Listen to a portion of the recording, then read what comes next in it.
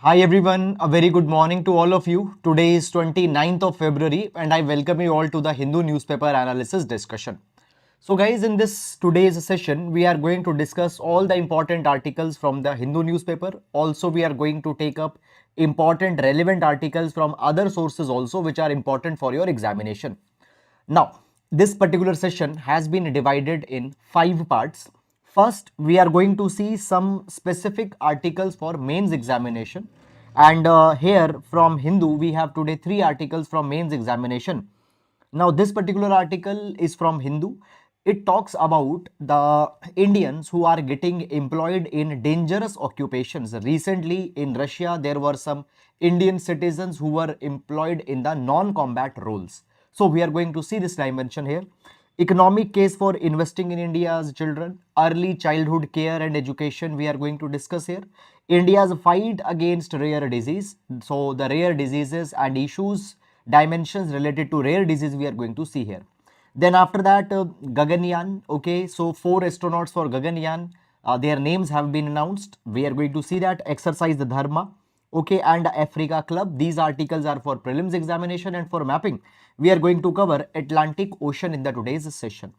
So, apart from that, we are also going to cover a quotation which is relevant for our essay and answer writing program. And fifthly, current affair based MCQ questions are also taken up from the daily sessions for your practice, for your retention. Now, these current affair based MCQ questions you can attempt on our Telegram channel in a quiz format. Okay, Telegram channel in a quiz format. Link for Telegram is given in the description box in YouTube. Also guys, we ensure that every article should be presented strictly in accordance to UPSC demands, that is core concept, way forward and basic details. Okay, so let's get started with this particular session. First of all guys, today's quotation. So we are going to take quotation today from Rosu. So Rosu says, I prefer liberty with danger than peace with slavery. I prefer liberty with danger than peace with slavery. Okay. Now guys, here Rosu has highlighted that when we talk about liberty, liberty happens to be a non-negotiable value. Liberty is a part of a basic human right, and liberty even with the danger is more desirable than the peace with the slavery. In democracy, it makes even more relevance because often guys we find that there are activists, there are journalists fine who use their liberty, they openly criticize the government, but always there is a danger of from public backlash. There is the state sanctioned action against that, but their exercise of liberty empowers the citizens and empowerment of citizen is the spirit of democracy. You can use this particular article in idea in GS paper number 2 related answers, as well as in essay you can utilize it. Now let's get started with the discussion, and first article that we are going to take is this lives and livelihood from the Hindu. Now this particular article, what it is actually discussing, it is discussing the recruitment of Indian nationals by the Russian army for non-combat roles within the Ukrainian borders. Now guys, understand this particular thing. First of all, some basic background information we are going to understand, and then we are going to discuss this particular article's all dimensions. Now, see this particular thing guys, that Russia-Ukraine war is going on. Russia-Ukraine war is going on. Now, this particular war has divided entire world in 2 camps. On one hand, we have Russia and China. On one hand, Ukraine is getting supported by NATO countries. It is getting support from USA, and almost the entire Western Europe is supporting Ukraine. Okay. Now, West also wants that India should support Ukraine in this particular war. But at the same time, we have very good relations with the Russia. Fine. We have very good relations with the Russia. And guys, even when we talk about the present times, India follows strategic autonomy. India follows strategic autonomy as a part of core principle of our foreign policy. Now, strategic autonomy, it is based on the idea of transactional approach. Strategic autonomy, it is based on the idea of the transactional approach. Now, what is a transactional approach? Transactional approach simply means that India is not going to take any permanent position on any issue. Obviously, there are certain issues where we have non-negotiable stand. For example, against terrorism, we have non-negotiable stand. We always criticize it. We always talks about the protection of democracy, democratic rights. There we have absolute stand. But apart from that, on strategic issues, India is not going to have any permanent stand. We are not going to have any permanent friend. We are not going to have any permanent enemy. We are going to take that particular position that fulfills India's national interest. National interest is supreme. So we follow strategic autonomy. Now you see, as West wants that we should take the stand in favor of Ukraine, it goes against the idea of strategic autonomy. So therefore, we have not taken any stand. Now, what report is coming out of this? That Russia is taking the services of Indian nationals for the war against Ukraine.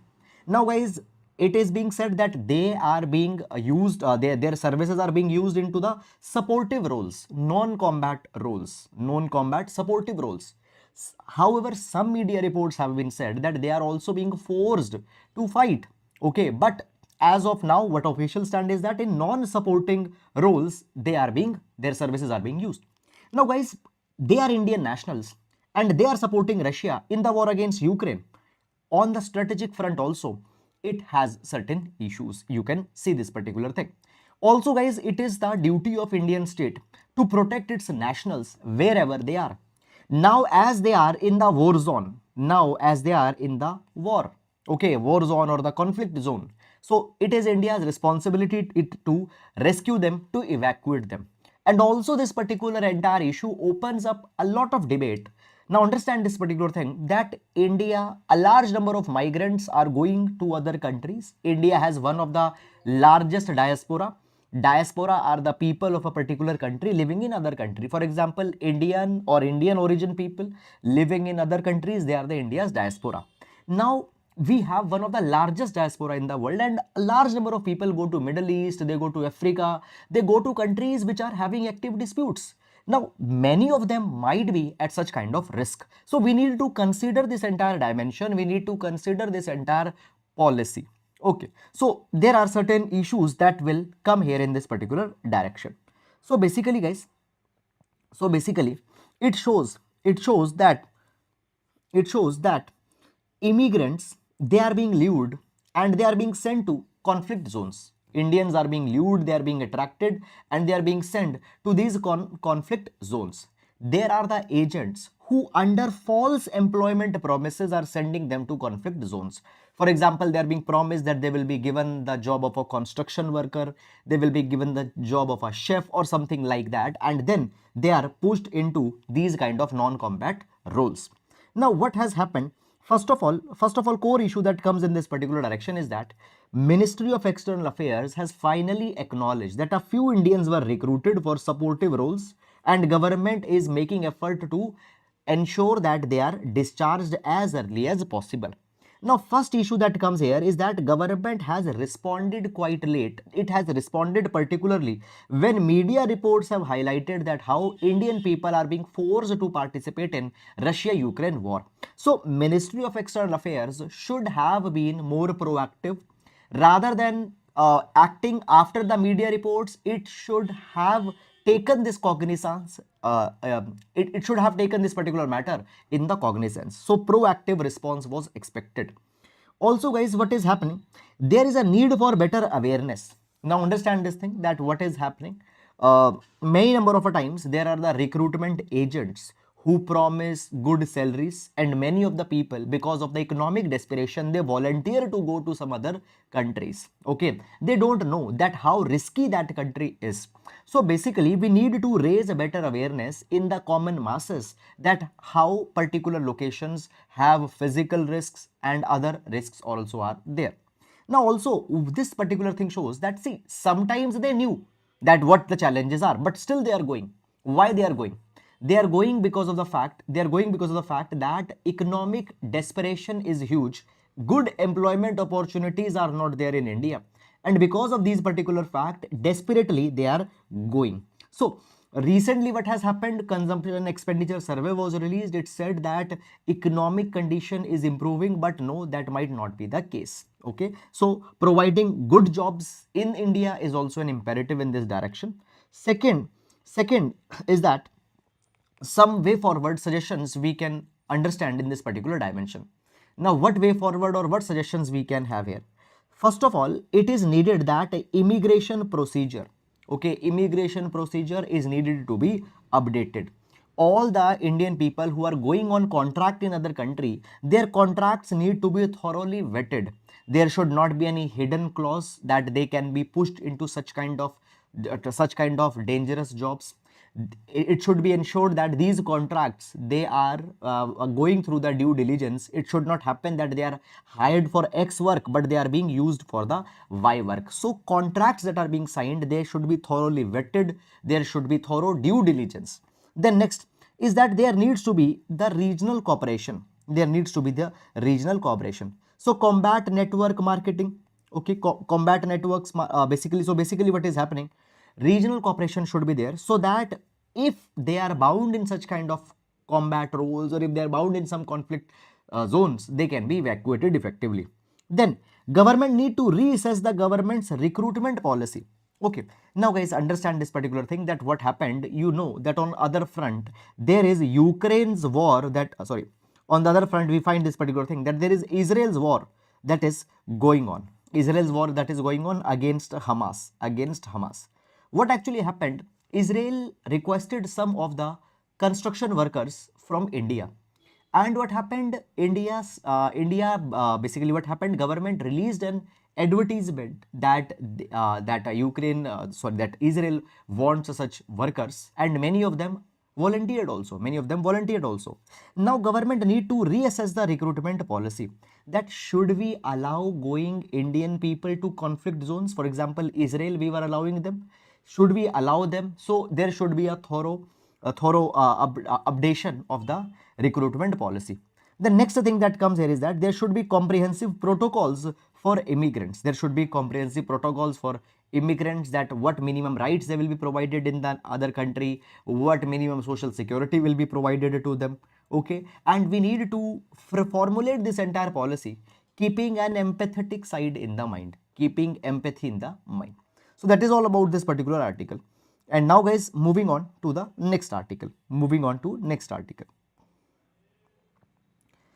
Okay, so here we have this particular article, economic case for investing in India's children. Economic case for investing in India's children.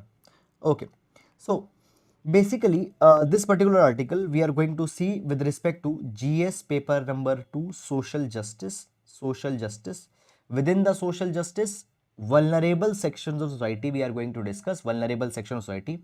Within vulnerable section of society, issues related to children, we are going to see this article. Okay, so basically what has happened, this particular article is talking about early childhood care and education, ECCE, early childhood care and education. Now understand this particular thing guys, that when we talk about a child till 6 years of age, a child has the most fertile brain, and during this particular time a child's physiological growth is also maximum. So here we need to focus on physical health of a child, so that physiologically they can develop, but at the same time on the cognitive development of a child, we need to ensure that we are supporting them. So cognitive development, mental development, physical development, physiological development is very important. So therefore early childhood care and education becomes a very important aspect. Now understand this particular thing, that when we talk about India, India has a young demography. Average age of India today is 28 years. And according to United Nations Population Fund, 2020 to 2040 is going to be the golden window of demographic dividend for India. Okay, because of the exceptionally young population that we are having today. Okay, just a minute. So because of this particular thing, we need to ensure that adequate focus, adequate attention is being made on the people. It is being made on the people. So let's understand some basic dimensions, keeping it in the mind. Okay. So moving on. So basically, guys, when we talk about India, early childhood care and education, historically it has been underfunded. Government has anyhow given very less allocation. For example, when we talk about education, Kothari Commission recommended that by 1985, 6% of GDP should be given for education. 1985 they recommended, but up till now it has not happened. Even national education policy suggested that minimum 6% of GDP should be given for education. Not happened. So our focus on education has not been that significant. Even our focus on early childhood care has not been that much significant. Now government is focusing on certain things. For example, government is focusing on women-led development. Now, if we empower the women can make constructive investments in education of a child as well as in the early development of a child. So women play an instrumental role in ensuring physical and cognitive development of children and their education. Now what has happened? Government has come out with some good initiatives, that is Nipun Bharat and Poshan Bhi Padhai Bhi. Nipun Bharat and Poshan Bhi Padhai Bhi. Let me explain you little bit about Nipun Bharat. So basically guys, what is this Nipun Bharat? In National Education Policy 2020, one target was taken, and this target is to improve foundational literacy and numeracy skills of children. Now, many number of times we find this particular thing, that children are not able to do basic maths, they are not able to recognize basic alphabets, they are not able to read basic text, and repeatedly this particular thing has been highlighted. For example, annual status of education report is released by Pratham NGO. It is released by the Pratham NGO, and Pratham NGO specifically says that a majority of students in the class 5, they are not able to read the text of class 2. Children in class 5th, they are not able to read the text of class 2. Why? Because their basic foundational skills are not strong. Foundational literacy skills are not strong. Numeracy skills are not strong. So, to improve the foundational literacy and numeracy skills, the National Education Policy said that we need to come out a foundational literacy and numeracy program. And to implement it, what happened? Government came with this Nipun Bharat. Now, what is the goal of Nipun Bharat? Nipun Bharat, in nutshell, aims to improve the foundational, just a minute, I will use a different color pen. It aims to improve foundational literacy and numeracy skills in the children in class 1, class 2 and class 3rd. So from class 1 to class 3rd, foundational literacy and numeracy skills will be improved. Nipun Bharat, the goal or the target or the deadline is 2026-2027. 2026-2027, this is the deadline. Okay. Now you see, Nipun Bharat, it is focusing on children of class 1, 2 and 3. So isn't it the focus on early education? Yes, it is a focus on early education. Apart from that, we have this Poshan Bhi Padhai Bhi. Apart from that, we have this scheme, that is the Poshan Bhi Padhai Bhi. So Poshan means nutrition, Padhai means education. So here also we are focusing. Apart from that, guys, what is happening? Government has also increased allocations. Government has also increased funding for the programs which are focusing specifically on early childhood care education of children. Okay, so government has also focused on such kind of programs. Fine. So that is something that has happened. Okay, now moving on, guys. If we talk about the 2024 interim budget, we find this particular thing, that what actually has happened. Government has increased allocation, and allocation of more than 400 crore rupees, 420 crore rupees plus, it has been provided for Saksham Anganwadis, as well as for the early childhood care education and the programs such as Poshan Bhi Padhai Bhi. Now, what are the Saksham Anganwadis? Saksham Anganwadis are the new age Anganwadis. Now, when we talk about the Anganwadis are instrumental in providing early childhood care and education, early childhood care and education. Okay, Anganwadis are instrumental in implementing the integrated child development scheme.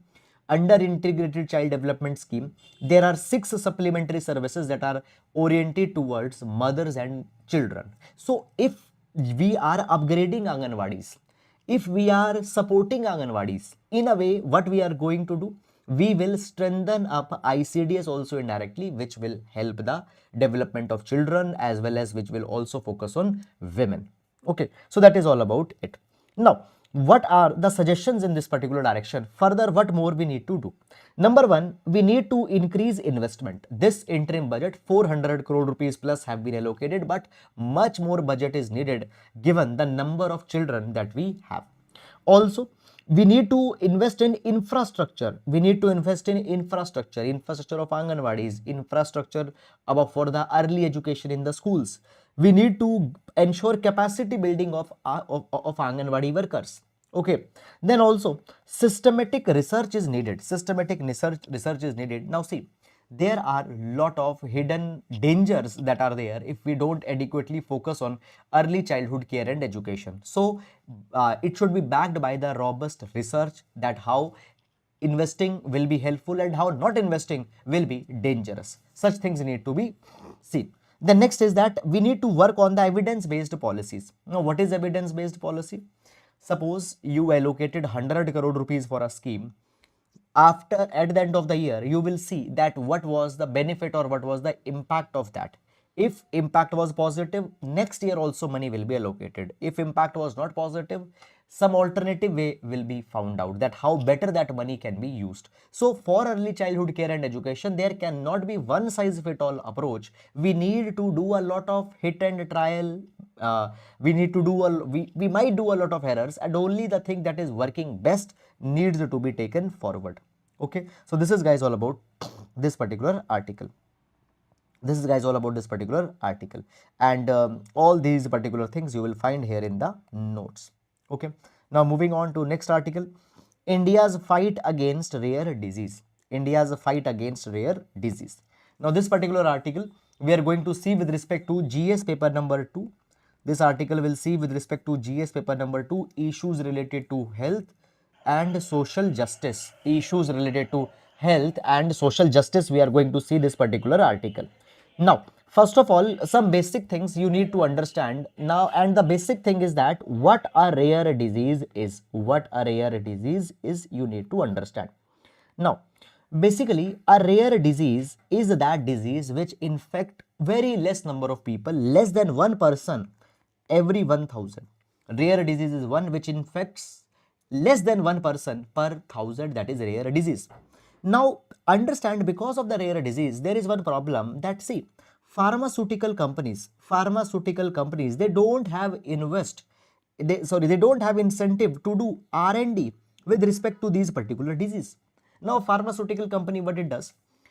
So basically, pharmaceutical companies, they will do R&D and they will make a drug.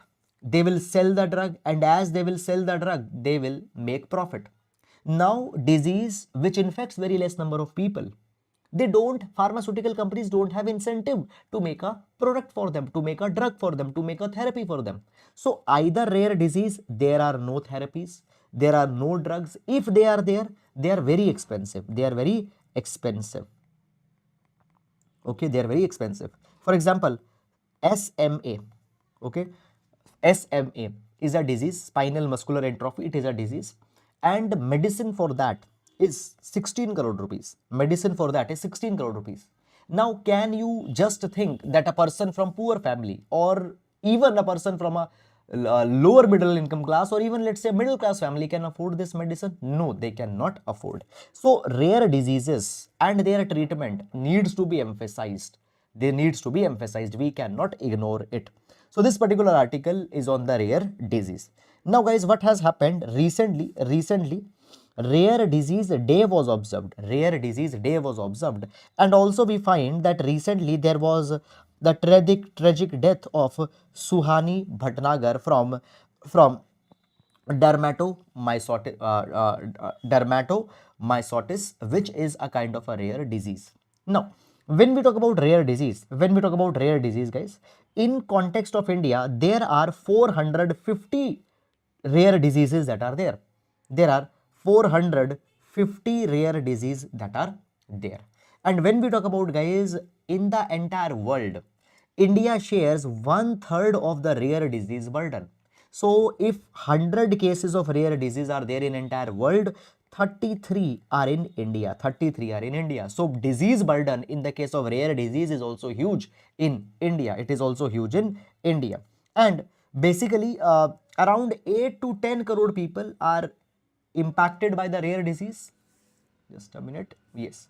Around 8 to 10 crore people are impacted by the disease, and 75% of them are children. 75% of them are children. So disproportionately, India's children are impacted by these rare diseases. They are vulnerable by these rare diseases. So what we need to do? We need to immediately focus that how this particular thing can be rectified, So let's, guys, understand important dimensions with respect to the rare disease. So I told you that India faces 450 different type of rare diseases, okay, and 8 to 10 crore individuals, mostly children, are impacted by them. Already we have seen these particular dimensions. Now understand this particular thing, that actually what has happened, already India has come out with the national policy for rare disease. This particular policy India already came out with 2021, where India provides that India is going to provide support for the treatment of rare diseases. Okay, there are certain rare diseases for which lifelong medications are to be taken. Certain rare diseases are there which can be treated by one-time surgery or something like this. So India government is going to support that. But at the same time, what has happened? There is undefined disease category. 450 rare disease impact, but we have not properly categorized them. Fine. Also, there is insufficient data with respect to people who are actually impacted by the rare diseases. Then, finally, the issue is of funding. There is inadequate funding with respect to the rare diseases, and national policy on rare disease, though it is there since 2021, but it has not been helpful. And in the case of Suhani Bhatnagar also, it was seen that she died. Now, also, when we talk about the rare disease, the challenges of timely diagnosis and as well as treatment. Now, when we talk about these rare diseases, because they are so much rare, diagnostic facilities are not available in every town. They are not available in the villages. So, diagnosis happens very late. Diagnostic facilities are not there. If timely diagnosis could have been there, fine, quality of life of a person suffering with the rare disease could be improved. Some interventions could be made, but often what happens, there is very less, the diagnosis is very much slow, and it takes around 7 years, it takes to diagnose a rare diseases. Then after that very limited center of excellence are there. Even if these center of excellence are there which can treat a particular rare disease, they exist in the metropolitan cities. Majority of India, it still lives in the rural areas. Fine. And then finally, there is a funding challenge. Already we have discussed that there is very low funding, and even that is not properly utilized for the rare disease. So now what can be the way forward? What can be suggestions that can be given in this particular direction? What can be way forward and what can be suggestions that can be given in this particular direction? Let's understand that. Number one, we need to come out with a clear policy for the rare disease. First of all, standard definition for different categories of rare disease is needed. I told you around 450 rare diseases are there. We need to categorize them on even more microscopic level, and we need to increase budgetary allocation, because even if you categorize them but you don't give the money, it is not going to solve problem in any way. Second, center of excellence on the lines of aims. They are to be established in more cities. We cannot say that in every city you need to have one center of excellence, because that might not be feasible, but in most of the cities they need to be established. Okay, so increase numbers of the center of excellence, improve coordination among them, ensure responsible fund utilization. Then also after that, what needs to be do? We need to leverage partnerships. So public-private partnership can be explored. CSR, corporate social responsibility initiative. Fine. What is corporate social responsibility? So as a part of a CSR, corporates can give money for the treatment of the rare disease. Fine. We need to address the issue of the high drug prices. We need to incentivize the domestic production of drugs. Reduce GST on life-saving drugs. Okay. So these are some of the immediate interventions that are needed here. So that is all, guys, about it. I hope that you have understood it. I hope that you have understood it. And now moving to the next article. Okay. Now we have here article, Prime Minister announces 4 astronauts for Gaganyaan. Prime Minister announces 4 astronauts for Gaganyaan. So basically what has happened? So we see Group Captain Prashant Balakrishnan, Group Captain Ajit Krishnan, Group Captain Angad Pratap, Wing Commander Shubhanshu Shukla. These are the four IAF Indian Air Force officers that have been chosen as astronauts for Gaganyaan. So basically guys, Gaganyaan, what the Gaganyaan is? Gaganyaan is India's attempt to make human space flight. Under Gaganyaan, both unmanned flights as well as manned flights are there. Okay, so first unmanned flights will be carried fine to the space. They will be used for feasibility studies, and once that is done, we are going to send the astronauts. First of all, Gaganyaan, it is a mission by Indian Space Research Organization, ISRO. 2 unmanned flights are planned and 1 human space flight is planned, and in this human space flight 4 astronauts that we have just discussed, they will be sent. Now when we talk about Gaganyaan mission, so first of all astronauts, they will be taken on GSLV Mark III launcher. So it is a human rated launch vehicle. Now here you see, here is this entire module. Now guys, when we talk about this particular module, here this is crew module. Crew module is the one which will contain astronauts. So astronauts will be placed here in this crew module. Okay. Now when we talk about the different phases of Gaganyaan mission, first is the testing phase, where is integrated airdrop test. Okay, so basically guys, you see this particular thing that once suppose astronauts, they went to space, when they'll come back, they need to successfully retrieved. So basically when their crew module will enter the Earth's environment, it has to be slowed down so that safely it can land. So drop test has been made successfully. Test vehicle has been tested. Pad abort test. Okay, so pad abort test, fine, is the test involving dropping crew module from a helicopter to understand the impact. If in case it has to be aborted, this test is there. Okay, so apart from that, unmanned missions are also being taken up. Now there is a Vyom also, which will be used in these flights. What is Vyom Mitra? It is a humanoid, means a robot which appears like a human. So humanoid, human-like robot will be used. It will be used into the unmanned test missions to study the different parameters. For example, how the gravity there will be impacting on human body, what physiological impacts will be there. Largely to understand those parameters, humanoid will be used. Okay, so that is about it. Now moving to next article. Exercise Dharma Guidelines 2024.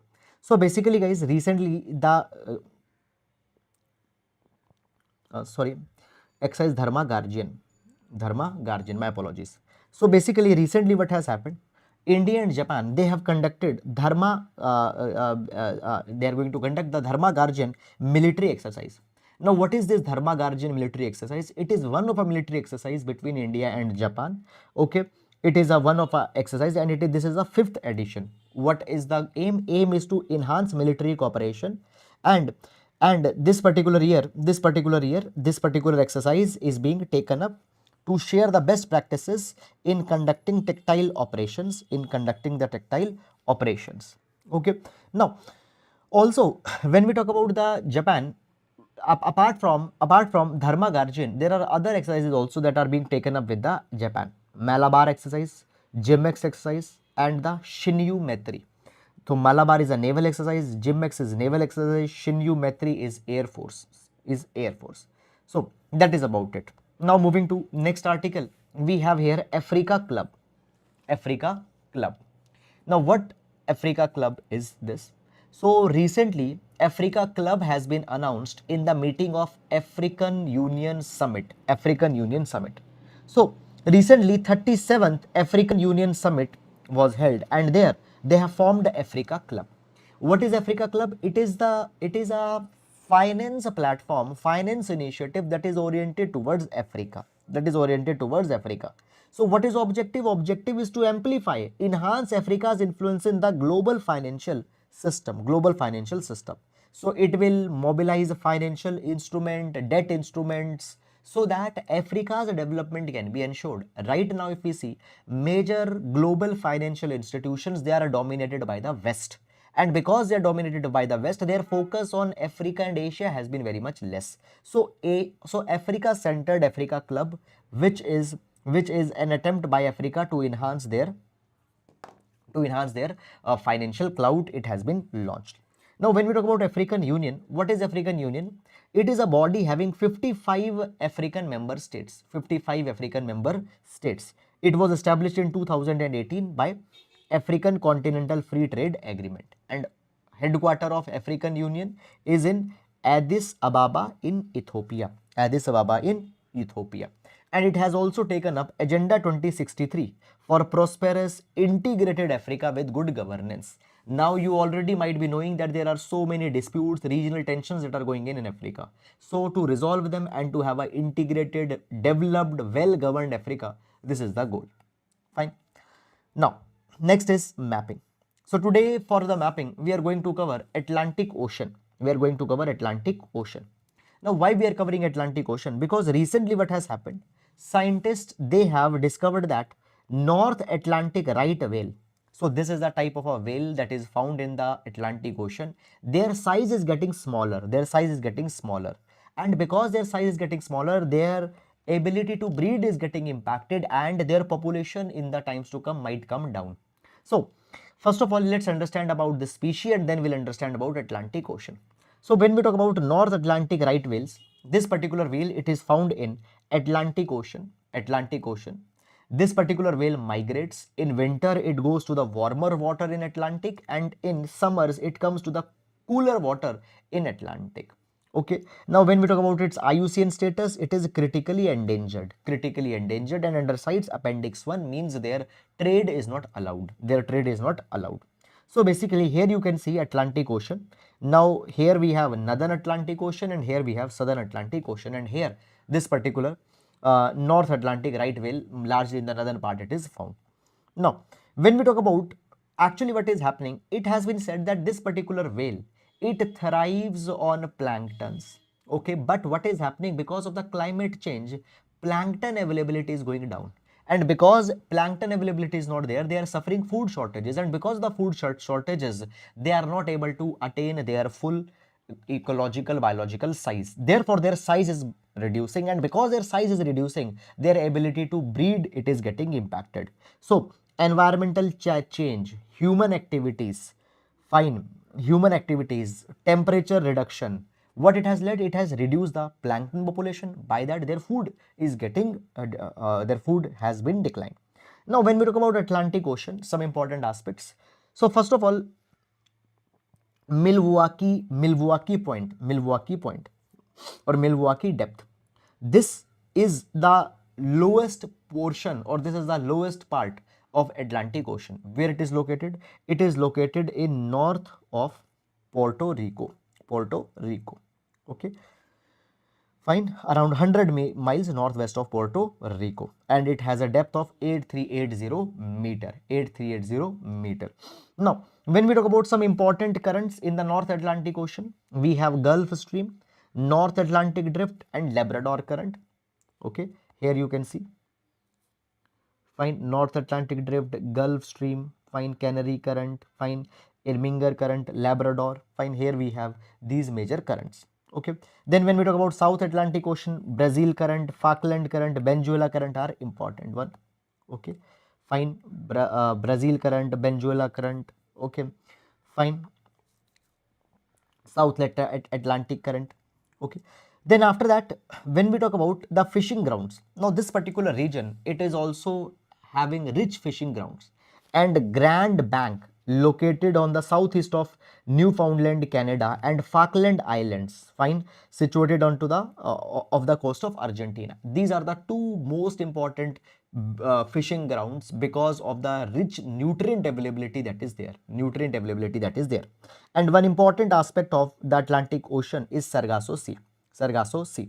Now this particular Sargasso Sea, here we find this particular thing, that here you find that there will be lot of vegetation, floating masses of sargassum seaweed is found here. Floating masses of the seaweed it is found here. Now why these seaweeds are struck here? It is struck here because of the movement of four currents: North Equatorial Current, Gulf Stream, North Atlantic Drift and Canary Current. Because of their movements, these seaweeds are struck here. So this is also located here in the Atlantic Ocean. Guys, I hope that you have understood it. Fine. So guys, with this we come to an end to the today's session. And guys, if you are liking the initiative and if you want us to continue with this particular initiative, please do let us in the please do like the video and please do support the video. So that is all guys about it. I hope that you have understood. Now we'll be meeting tomorrow. Till then, please take care of yourselves. Thank you so much.